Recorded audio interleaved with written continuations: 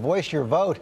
And just 2 days before our big GOP debate, brand new poll out moments ago shows Donald Trump holding on to a 20-point lead in New Hampshire over Marco Rubio and Ted Cruz as two more candidates drop out of the race. And Trump accuses Cruz of stealing the Iowa caucuses. So there's a whole lot happening. ABC's Tom Yamas tracking all the latest from Manchester. Good morning, Tom. George, good morning to you. So many developments on the GOP side. Senator Rand Paul dropping out, Santorum dropping out, endorsing Senator Marco Rubio. And as you just said, Donald Trump now accusing Senator Ted Cruz of stealing the Iowa caucuses while also learning there are some dangers to campaigning. Inbound emergency runway is going to be shut down. Overnight, a scare in the air for Donald Trump.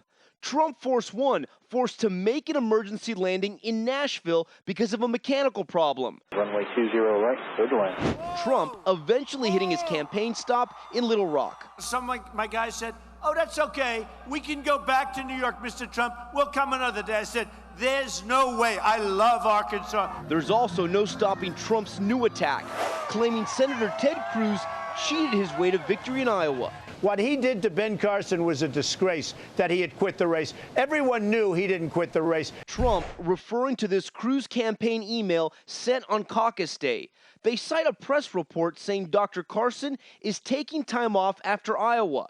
It goes on to say, please inform any Carson caucus goers of this news and urge them to caucus for Ted Cruz. It's not a mistake. He did it on purpose. Carson says it hurt his chances in Iowa, and he's calling for accountability. At least those people who are responsible should come out publicly and admit what they did. Cruz apologized to Carson, but is standing by his campaign's actions. Will you fire or suspend anyone in your campaign for putting out misinformation? No, we're not going to scapegoat anybody. And I would note that the news story that our team passed on was true and accurate. CNN reported it. But is it a dirty trick to confuse voters? Is it a dirty trick to pass on your news stories? You're in the business. Would you think it was a dirty trick if I was forwarding an ABC story?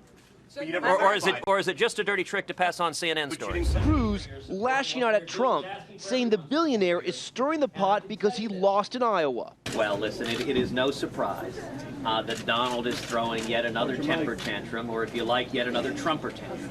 As Cruz and Trump spar, Governor Chris Christie is keeping the pressure on Senator Marco Rubio.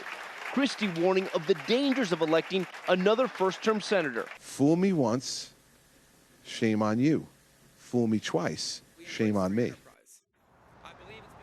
Now, Governor Christie, part of that pool of governors that right now is sort of at the bottom of the polls, along with Jeb Bush and Governor John Kasich, all campaigning very hard in New Hampshire, hoping for a ticket to South Carolina. George? Okay, Tom, thanks very much.